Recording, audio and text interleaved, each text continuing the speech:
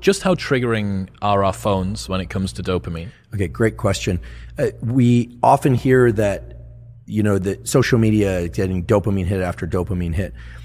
When we first get on social media for the first time or after a long period of time, the amount of dopamine that's released we think is quite substantial. It's novel. Remember, dopamine is about novelty, surprise, and the sense that we are on some exciting track. That's what dopamine is really about. It puts us into states of readiness, anticipation, looking, seeking, etc., almost always for things outside the confines of our skin.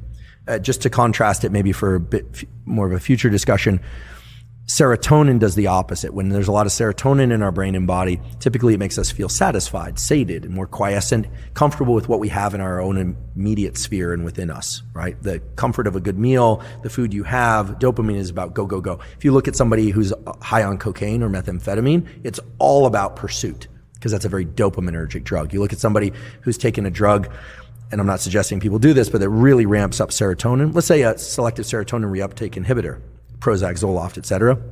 The side effects of those drugs, if the dosages are too high, lack of appetite, lack of libido, kind of meh about life, then so they'll adjust the dose down. That's because those are serotonergic drugs.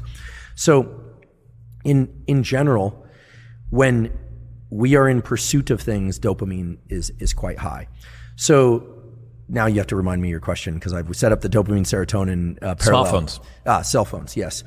Forgive me. So the thing about cell phones is when you first get on there and you have, let's say no Wi-Fi on the flight or something, and you land, it can actually be quite stimulating. You get a lot of dopamine. Oh, there's this. Oh, there's that. But very quickly, when you're scrolling on social media, you're no longer getting the novelty, but you're continuing to do it and you almost don't know why you're doing it. At that point, it shifts over to something that's a bit more like an obsessive compulsive behavior, where we can define an obsessive compulsive behavior where the obsession leads to a compulsion. So the obsession is a thought, the compulsion is a behavior, but the acting out of the compulsion merely serves to increase the obsession.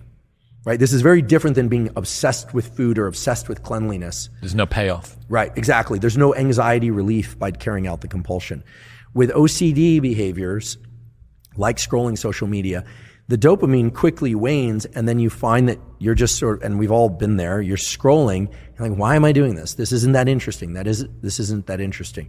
Now, the algorithms for social media are very clever, and I don't want to demonize it. I provide a lot of my life is spent on, on social media now, but in the algorithms that they've incorporated function on the most powerful way to keep people doing a behavior, or an animal for that matter, is intermittent random reward, or random intermittent reward, that you don't know when you're going to hit the jackpot. So you're scrolling, and then you see something. Typically, it's very high, in nerd speak, we'd say signal to noise. So if you're reading some interesting things, this came out in the news, and then it's all of a sudden a riot, or a person that is base jumping off a building, or, for people that are scrolling, looking at bodies or something like that, live bodies. Hopefully people aren't looking at dead bodies. But look, if something's very tragic, then that has this gravitational pull.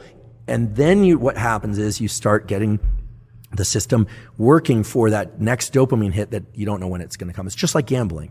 So I look at social media as initially being very dopaminergic, driving reward, surprise, and excitement, but very quickly transitioning to something more like OCD and the kinds of behaviors where it looks, if we were to look at ourselves through the lens of an experiment like we would an animal experiment, we think that animal is sick. If you saw an animal digging in the corner, looking for a bone, the dog is looking,